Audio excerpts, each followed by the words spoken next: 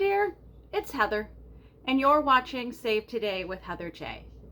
I'm somebody who has spent her entire adult life living paycheck to paycheck and being one life event away from financial crisis. Because that has been very uncomfortable and it's no longer sustainable, I have finally decided it's time to not only create a budget, but actually stick to the budget. The sticking to it has always been very hard for me. Usually get about 2 months in, things become very difficult and I can't figure out how to make it happen. So I decided this time there's no excuses, and I created this channel so that I could share the journey with others who may be in a similar situation. Quite a few of us are living paycheck to paycheck and being one life event away from financial crisis. And some of us are able to weather those storms a little bit better than others. But I know in all things in life, none of us is alone in what we're going through. So I wanted to share my journey with others who might be in the same boat and might be interested in following my journey. So I've created this channel and I'm inviting you along because budgeting has been so difficult for me, and to set myself slightly apart from everybody else out there, I have decided to bring my creativity and my art into the back end of my channel. This is something I look forward to. This is something that gives me great peace and is a very positive aspect in my life, and I wanted to bring that positive aspect into my channel. Each of us has our own happy place and our own peace point, and so for a lot of you this isn't going to be it. So I've left that at the end of the videos so that those of you who aren't interested in that portion but are interested in the paycheck portion can check out when that starts. I thank you for joining me for however long you're here, whether that's 3 minutes or the entirety of the video.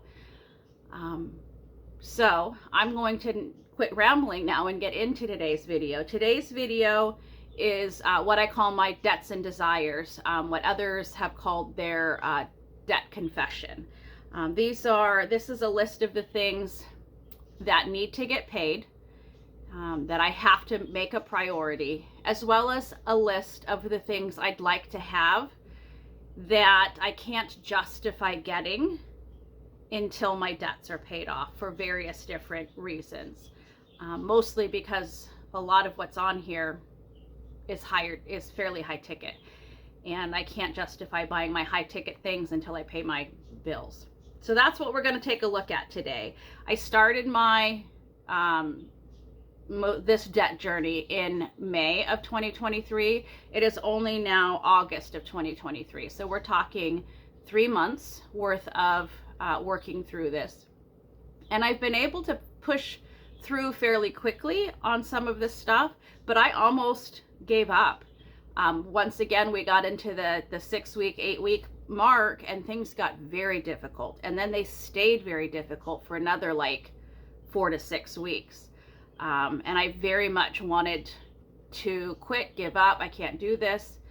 And I was able to fight my way through that and really make that happen. And now I'm at the other side of that, and so things are looking a little bit more positive. I do this a little bit differently than some of the other channels I've seen.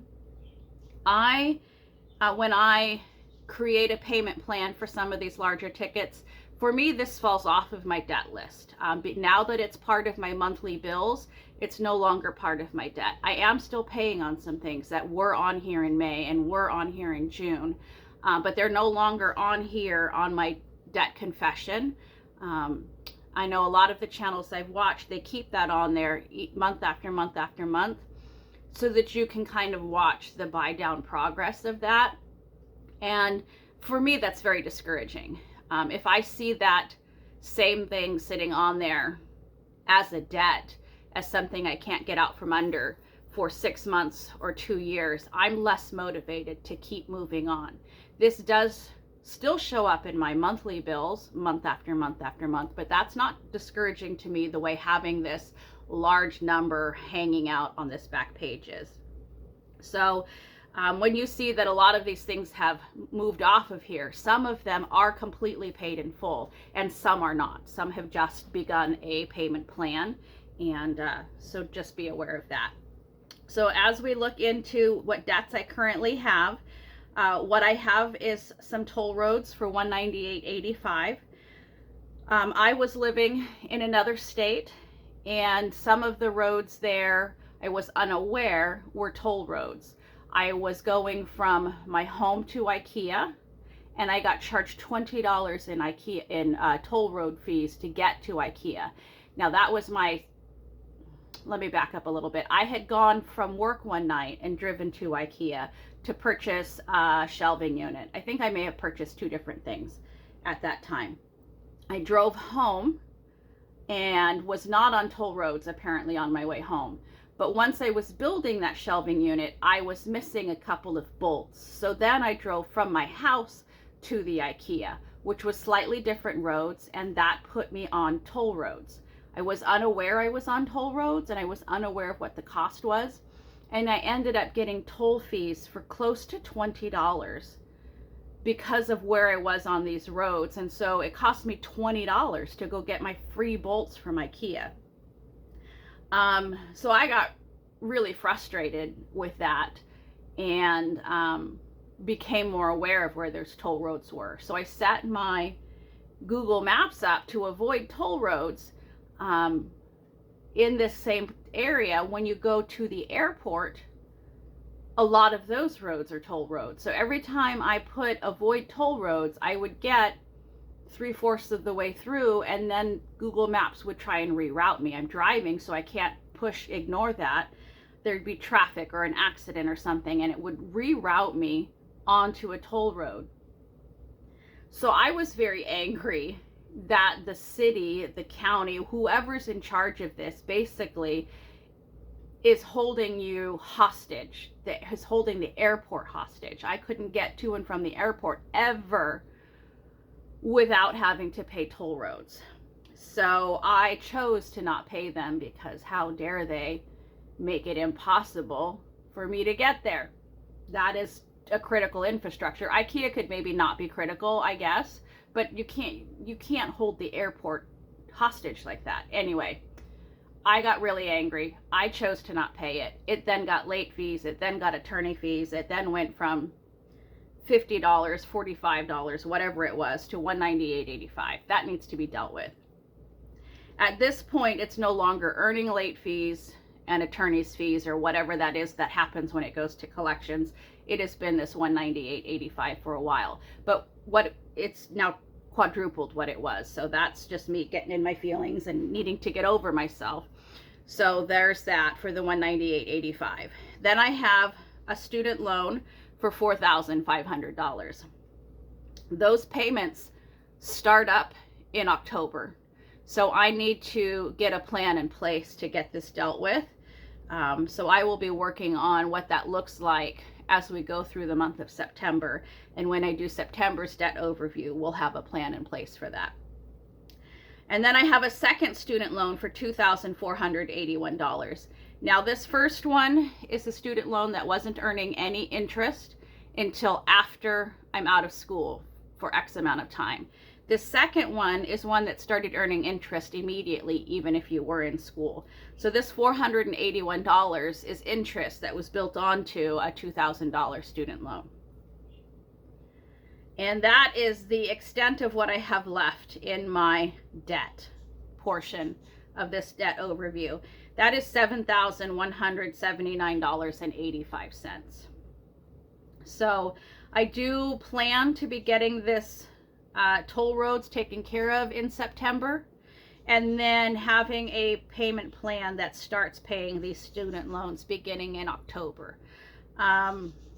We'll have to see how that plays out. I need to find out. I've obviously never paid anything on my student loans because I was in school until 2021, and so the student loan payment plan was already in holding pattern when I was done with school. So I haven't yet had to start paying this.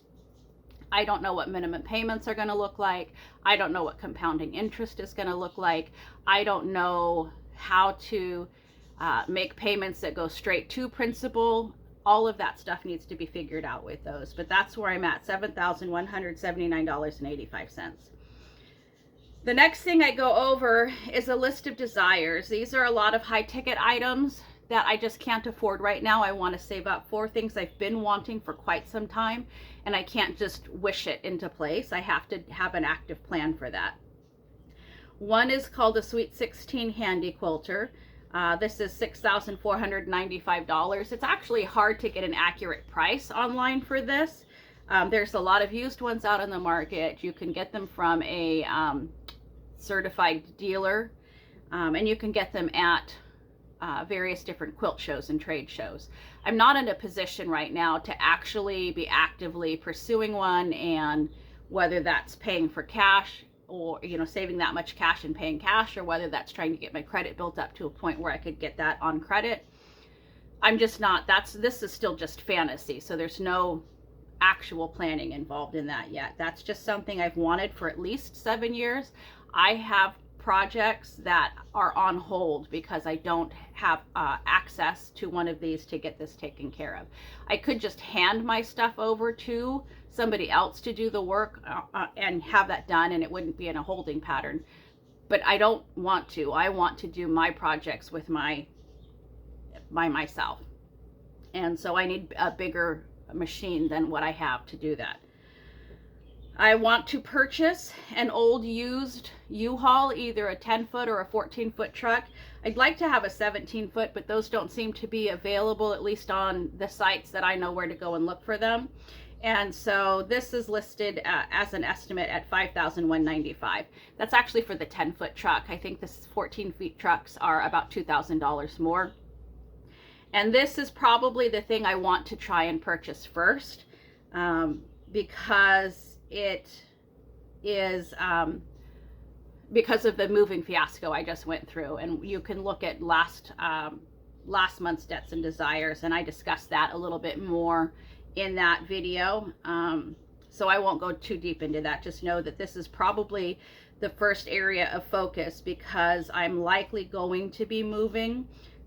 Well, in my head, I'd like to be moving again in the next maybe 6 to 8 months. I'd like to be probably February, March, April-ish of 2024, be leaving where I'm at and moving, going on to my next spot in life. And I just am I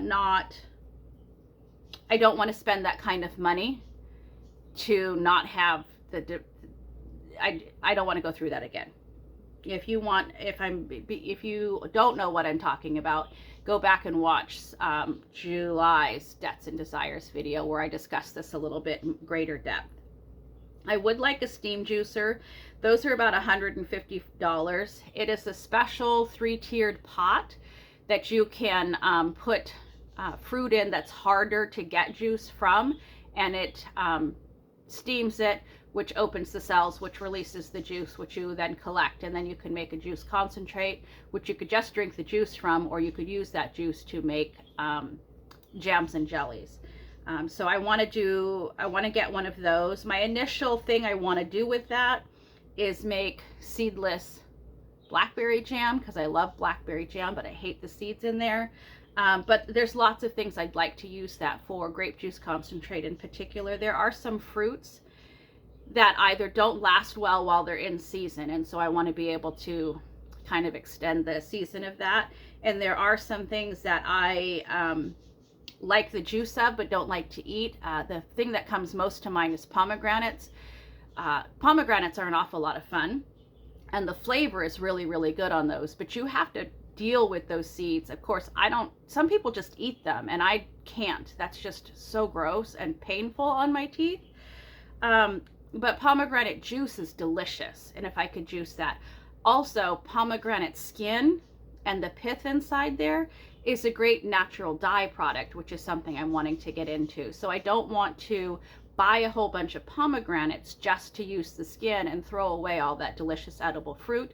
I'd like to be able to turn that into pomegranate juice, which could then be jellies or syrups or in any other number of ways, vinegars for salad dressings. Anyway, that is why that is something that is on my list.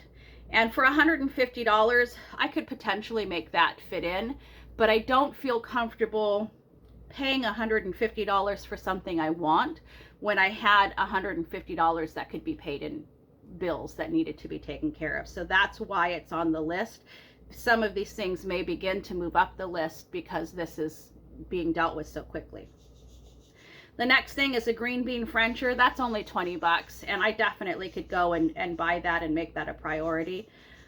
I like French cut green beans as canned green beans, and I would like to try and pressure can those. I have a pressure canner, and I have not yet used it. The green beans is the thing that has made me want to attempt pressure canning.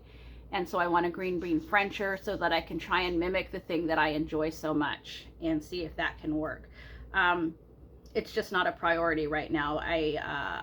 All of my canning stuff is still packed. And until 3 weeks ago, I didn't even have it at the house. So this didn't matter. That might move up the list a little bit faster, perhaps. Then I'd like to get my hair cut and colored. I'm estimating that at about $150. Again, this is something where I can't justify splurging on myself at that when I had so much up here that much money would fix. So I haven't had my hair cut and colored. I haven't had my hair cut in probably close to 2 years now. And I haven't had it colored in probably 3 or 4 years now. It's been a long time. And then I need to get some pants. I've said this for the last 3 months. My condition of my pants has reached a critical level. I need to get new pants. I hate to shop for myself. I just hate clothes shopping. I hate everything about it. And so it hasn't become a priority. And with how tight things have been while I have fought my way through these other things, I just haven't been able to squeeze that out when I'm behind on some other things. But there's no way I'm going to be able to get through September without dealing with that. So expect to see that happen in September at some point, some way, somehow. I don't have an estimate on that because those prices can vary. I have no idea. Again, most of what I own at this point are all hand-me-downs, again, because I hate to shop, and people know that, and they know that I'm a willing recipient. And so I have no idea what the cost of this is. If the cost of fast food has skyrocketed, I assume that the cost of the clothing is skyrocketed. And then I would like to get a 3-way mirror, and the 3-way mirror would help me with some of my apparel sewing. I had been at a place where I had people who knew what they were doing. I had access to help, and I don't anymore to have access to people to help me with some fitting things. So I would need a 3-way mirror and a couple of other things to be able to do some of the things I'd like to do for myself. Again, that I have no idea what the cost of that would look like. It's just not, I want it, but it's not a high priority right now. And so the total of the things I want is $12,010. So these aren't going to be changing anytime soon. Then the next thing I go over in this is my credit score, and this is something I'm still comfortable with discussing in great detail, but at some point I will begin to be a little bit more vague about what those numbers look like. Right now my credit is so poor, nobody would be trying to, there wouldn't be a whole lot of point in trying to steal my identity. You're not going to get much. And I don't know, how much a person can gain from any of this. But when I began looking this last time at what my credit score was, there was a graph that went back to April of 2020. And I think that's because it was April of 2022 when I initially started looking and researching for this channel.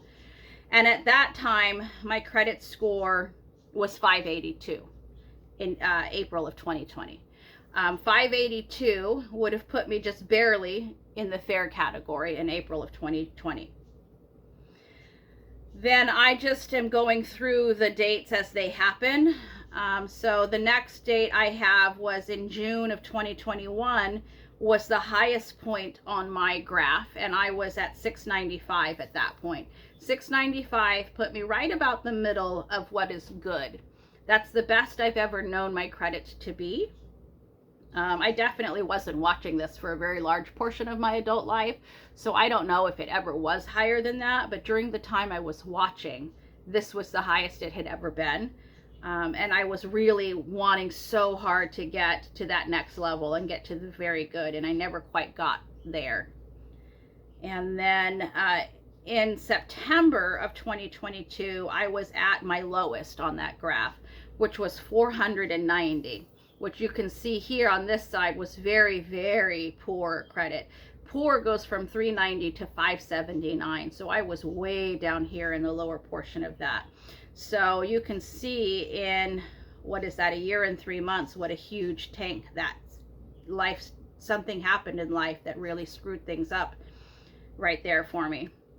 And so now I'm working on building my way back up, and I'm currently at 561, which is still in the poor category, but I'm edging closer to that next to head up into fair. So each month I have looked at this, May, June, July, and now August. It has gone up a little bit each time.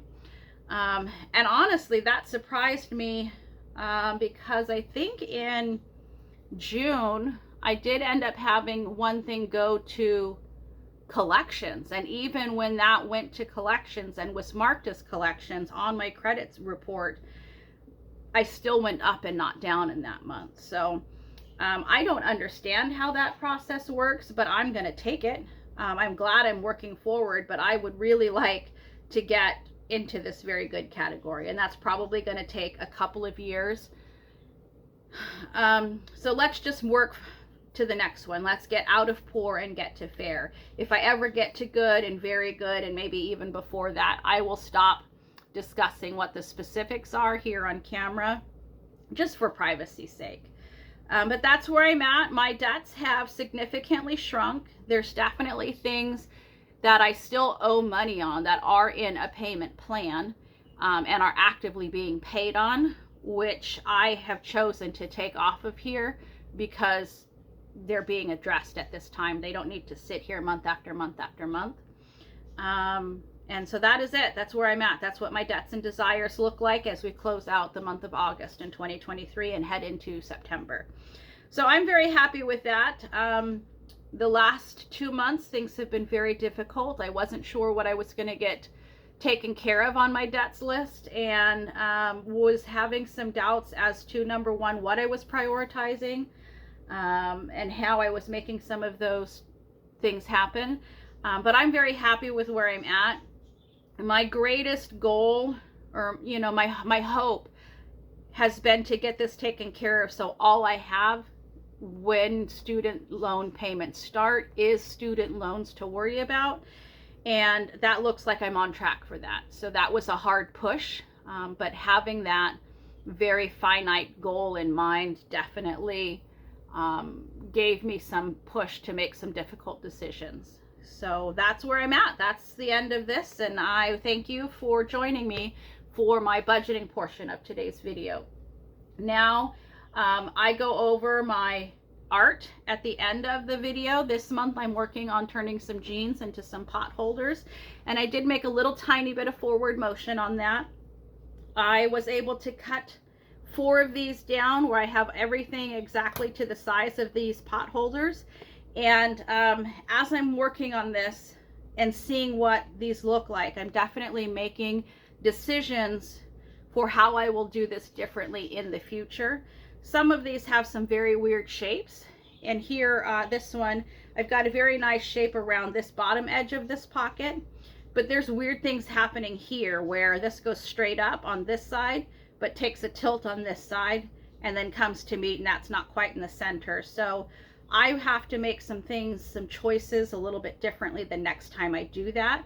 This is something I'm prototyping, I'm working out of my head. The next time for this could literally be in 3 years, that I might not remember all of the decisions I had decided needed to happen for that. But as I'm working through these, I'm finding ways that I can improve it and ways that I like to see that a little bit better. I did only get 4 of these cut to their final shapes and ready to sew the binding on. And oh, this one didn't get attached. I have my binder clips holding all of my layers together because my layers at this point are now too thick for pins to be holding it together. These clips here are called binding clips, I think they are, which is different than binder clips, because binder clips are those big black things that hold large amounts of fabric together. And maybe these aren't even called binder clips, binding clips. Maybe I'm calling that wrong because that's what I use them for, is for binding. But I have my backing, my layer of Insulbrite, my layer of cotton batting, and my jeans. So these 4 are all cut to shape, and I have 2 more that are not. Well, why did I not cut these last 2? Because I ran out of binding clips, and these pins aren't thick enough to hold all of the layers together. And once this is cut to exact size, the smallest amount of movement can really impact whether that's sewn together well or not. So I'm saving these until I've sewn up some of these and I have some more clips to work with. And then I did go and iron all of this fabric I have available to use as the binding. So the next step is going to be to figure out how wide I need these strips to be, and whether I want single fold or double fold binding. So a single fold binding is going to have just 1 layer. Let's see if I can find a smaller piece to work with here.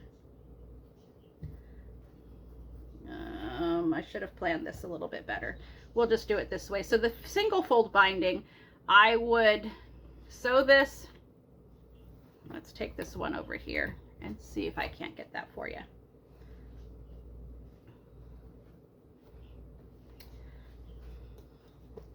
So I would sew this way on this edge, stitch it along here, and wrap it around the edge, and then sew it with this side flipped under on this side.